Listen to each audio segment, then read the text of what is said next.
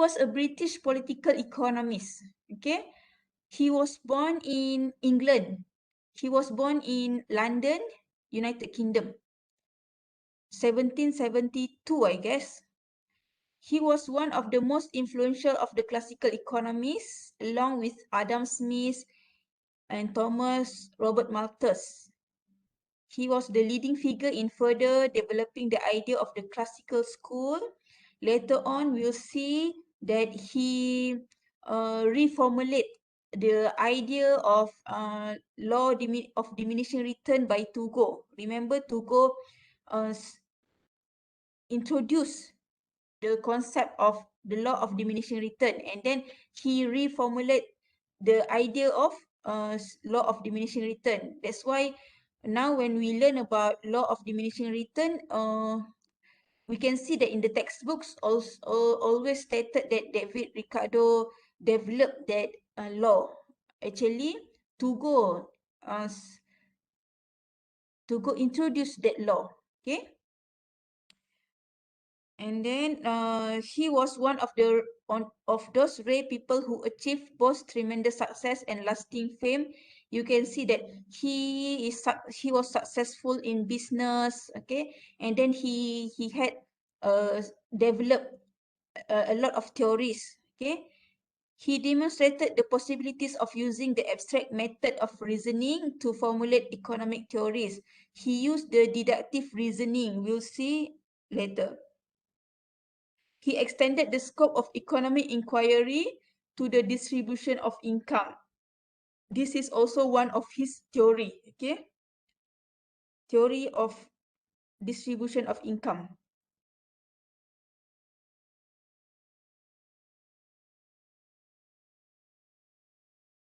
Okay, so he developed theory of rent, theory of income distribution, theory of comparative advantage. Okay, David Ricardo got excited about economics after reading Adam Smith, The Wealth of Nation. So you can see that Adam Smith influenced his thinking. Okay, Adam Smith influenced his thinking.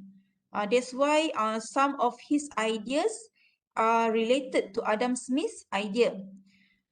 Ricardo first gained notice among economists over the bullion controversy. Okay, his first pamphlet was published in 1810, entitled "The High Price of Bullion, a proof of the depreciation of bank notes." So we learned about bullion before. It's about gold and silver.